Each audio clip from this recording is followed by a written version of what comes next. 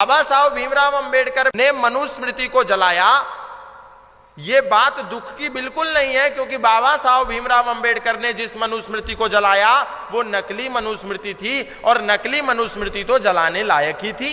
कोई नौजवान मिलावटी मनुस्मृति को उठाता है तो वो कहता है कि देखिए ये सनातन धर्म तो इतना खराब है, इतना बेकार है कि यहां तो ये लिखा है स्त्री शूद्रो न धीयताम इति श्रुते, स्त्री और शूद्रों को वेद पढ़ने का अधिकार नहीं है, ऐसा श्रुति कहती है, ऐसा स्मृति कहती है। लेकिन यदि हम उनसे पूछ लें कि ये जो बात आप बता रहे हैं ये कहां लिखी है, तो कोई भी इस बात को नहीं बता सकता कि ये कहां लिखी है, क्योंकि ये किसी व्यक्ति के, किसी खुरापाती के मन की उपज थी जो उसने एक संस्कृत में घड़ करके समाज में प्रचारित कर दी। और यही काम मनुस्मृति के साथ हुआ। वे लोग जानते थे जो यहां पर आए थे भारत को गुलाम बनाने के लिए, हमको प्रताड़ित करने के लिए, भारत को लूटने के लिए, कि ये मनुस्मृति दुनिया का सर्वश्रेष्ठ संविधान है। और इस बात का प्रमाण ये है कि विश्व में कई देशों में मनु की प्रतिमा लगी हुई है इस रूप में कि मनु आदि विधि के निर्माता हैं, मनु ने सबसे पहले संसार का संविधान दिया, ऐसी उपमा मनु को प्राप्त है। इसलिए मनु को बदनाम करने के लिए मनुस्मृति में कई लोगों ने प्रक्षेपण कर दिए, कई श्लोकों की मिलावटें कर दी, कई ऐसी बातें मनुस्मृति में डाल दी जिससे भविष्य में आने वाला नौजवान यदि मनुस्मृति का अध्ययन करेगा, मनु को पढ़ेगा, तो उसकी आस्था मनु में कदापि नहीं रहेगी, वो मनु से घृणा करने लगेगा, भारतीय संस्कृति से घृणा करेगा। इसीलिए जब वैदिक विद्वानों ने मनुस्मृति का अनुसंधान किया, मनुस्मृति को उठा करके उसका शोधन किया, उसका अध्ययन किया, तो उन्होंने पाया कि लगभग 2685 श्लोक, संसार की सारी मनुस्मृतियों का जब उन्होंने अवलोकन किया तो पाया अधिकतम श्लोक जो मनुस्मृति में है वो 2685 हैं। लेकिन अनुसंधान करने पर बड़ी आश्चर्यजनक बात सामने आई कि 2685 में से 1471 श्लोक तो मिलावटी हैं,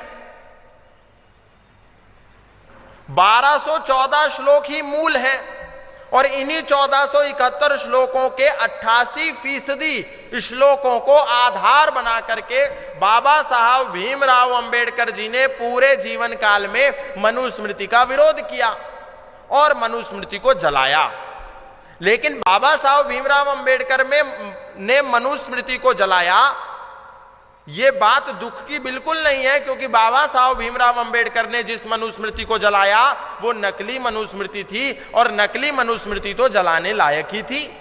इसलिए हम सब बाबा साहब भीमराव अंबेडकर का धन्यवाद करते हैं कि उन्होंने नकली मनुस्मृति को जलाया। और अगर आपको असली मनुस्मृति पढ़नी है, जो अनुसंधान के बाद, शोध के बाद, फिल्टरेशन के बाद विद्वानों ने तर्क, तथ्य, युक्ति और प्रमाण के आधार पर, ऐसे ही नहीं कि मनुस्मृति को बचाना है इसीलिए मनुस्मृति में जो गलत बातें आ रही हैं, जो समाज स्वीकार नहीं कर रहा, उसको संशोधित कर दो, ऐसा बिल्कुल नहीं है। जो वास्तव में आपको मनुस्मृति का अध्ययन करने के बाद पता चलेगा तर्क, तथ्य और युक्ति प्रमाण के आधार पर कि हां ये वाली बात यदि मिलावटी है, किसी ने जानबूझ करके मनुस्मृति में मिला दी है, तो इसका कारण क्या है, इसके पीछे तर्क क्या है, प्रमाण क्या है, प्रमाण के साथ विद्वानों ने बताया। इसलिए यदि आप पढ़ना चाहें तो अमेज़न से आप उसको मंगा सकते हैं, विशुद्ध मनुस्मृति पढ़ सकते हैं।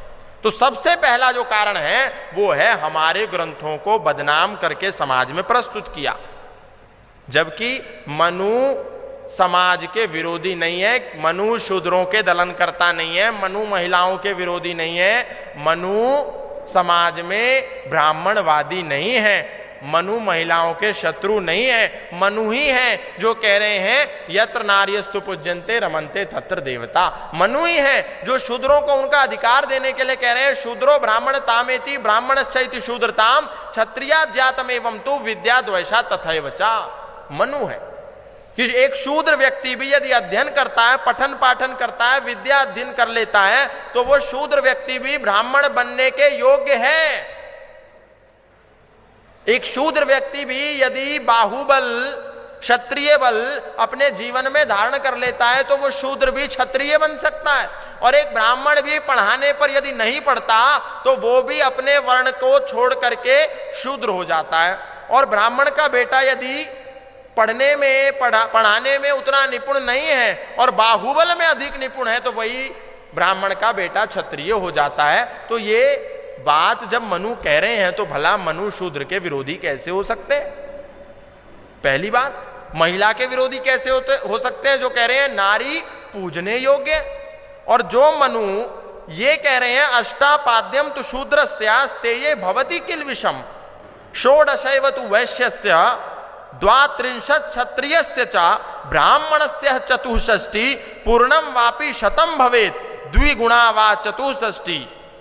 जो मनु कह रहे हैं कि यदि एक कोई गलत कार्य किसी चोरी आदि के अपराध में शूद्रों को 8 गुना दंड यदि दिया जाता है तो वैश्य को 16 गुना दंड दिया जाना चाहिए, क्षत्रिय को 32 गुना दंड दिया जाना चाहिए और ब्राह्मण को 64 गुना दंड दिया जाना चाहिए। भला वो मनु ब्राह्मणवादी कैसे हो सकते हैं? वो तो शूद्रों के पक्षधर हैं। वो तो ये कह रहे हैं कि एक शूद्र व्यक्ति क्योंकि उतना जानकार नहीं है, क्योंकि वो उतना निपुण नहीं है, क्योंकि वो इतना योग्य नहीं है, उतनी योग्यता नहीं रखता है, इसीलिए यदि वो कोई काम करता है गलत तो उसको 8 गुना दंड दिया जाए और वही काम यदि कोई ब्राह्मण करता है तो उसको 64 गुना दिया जाए। इसलिए मनु समाज में समरसता के विरोधी नहीं है। मनु तो सबको समान अधिकार देने और उस पर से भी शूद्रों को विशेषाधिकार देने की बात करते हैं। पर ऐसा इसीलिए होता है, समाज में दुष्प्रचार इसीलिए होता है क्योंकि उनको सनातन को बदनाम करना है और यही हमारे सामने सबसे बड़ी चुनौती बनकर के खड़ी हुई है। कोई भी आकर के मनु को गाली दे देता है और आज जो लोग मनु को सबसे अधिक गाली दे रहे हैं और एक हाथ में संविधान और एक हाथ में मनुस्मृति लेकर के खड़े हैं और मनु को जला रहे हैं, वो कोई बाहर के लोग नहीं हैं, अपने ही लोग ऐसा कर रहे हैं क्योंकि उन्होंने मनुस्मृति को कभी पढ़ा नहीं। मनुस्मृति को यदि पढ़ते तो कभी भी मनु को गाली नहीं देते। हम जातिवाद, जाति और वर्ण के भेद को नहीं समझते। जो वर्ण हमारा कर्म आधारित था, जो वेद, दर्शन, उपनिषद, मनुस्मृति हमारा वैदिक धर्म का मुख्य उद्देश्य था, मुख्य उद्घोष था, जन्मना जायते शूद्रः संस्कारात् भवेद् द्विजः वेद पाठात् भवेद् विप्रा ब्रह्म जानात् इति ब्राह्मण।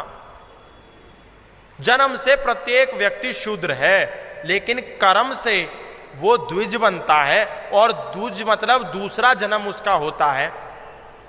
एक जन्म मां के गर्भ से होता है और दूसरा जन्म होता है विद्या का जन्म। अब वो जो वर्ण है हमने उसको जन्म आधारित बना दिया, कर्म आधारित से उसको समाप्त कर दिया कि एक त्रिवेदी का बेटा, द्विवेदी का बेटा, चतुर्वेदी का बेटा, मिश्रा का बेटा, शर्मा का बेटा, ये सब ब्राह्मण हैं। भले ही ये ब्रह्म तत्व को जानते हो, वेद के बारे में कुछ जानते हो अथवा ना जानते हो, लेकिन क्योंकि इन्होंने मिश्रा के घर में जन्म लिया, शर्मा के घर में जन्म लिया, त्रिवेदी के घर में जन्म लिया, चतुर्वेदी, चौबे, दुबे, इनके घर में जन्म लेने से ये सब ब्राह्मण हो गए। ये भी बहुत बड़ा झूठ है। हमको जातिवाद और वर्ण के भेद को समझना पड़ेगा। वर्ण आश्रम व्यवस्था गुण, कर्म और स्वभाव पर आधारित है, योग्यता पर आधारित है, जन्म पर आधारित नहीं है। और जाति का एक सीधा सा सिद्धांत है, सामान प्रसवात्मिका इति जाति। जो प्राणी समान रूप से प्रसव करते हैं, जिनका प्रसव करने की विधि एक होती है, वो सब एक जाति के होते हैं। जैसे मनुष्यों के प्रसव करने की विधा एक है, इसीलिए मनुष्यों की एक जाति है और उसमें 2 उपजातियां हैं, एक स्त्री है और एक पुरुष है। चिड़िया के प्रसव करने की विधि एक है, इसीलिए उनकी एक जाति है, उसकी आकृति एक है। सामान लिंग आख्या इति जाति, जिसकी आकृति, जिसका अपीयरेंस एक तरीके का है, उसकी एक जाति है। लेकिन हमने जो हमारे व्यवसाय थे उसको ही जाति में परिवर्तित कर दिया। जो चर्म का काम करता था, चमड़े का काम करता था, उसी को चर्मकार कहते थे। वो काम से निर्धारित हुआ, वो हमने जाति बना दी है, चमार जाति है।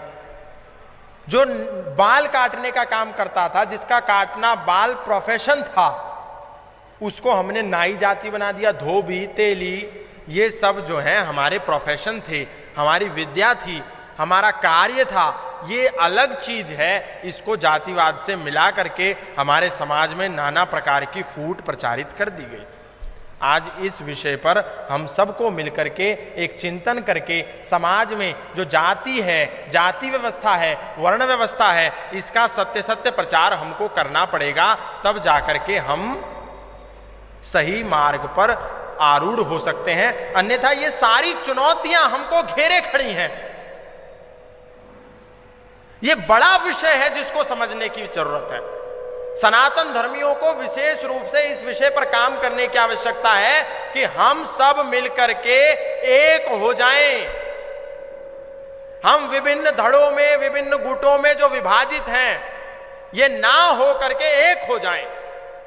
हम अपनी चेतना को, अपने अस्तित्व को भूलते जा रहे हैं।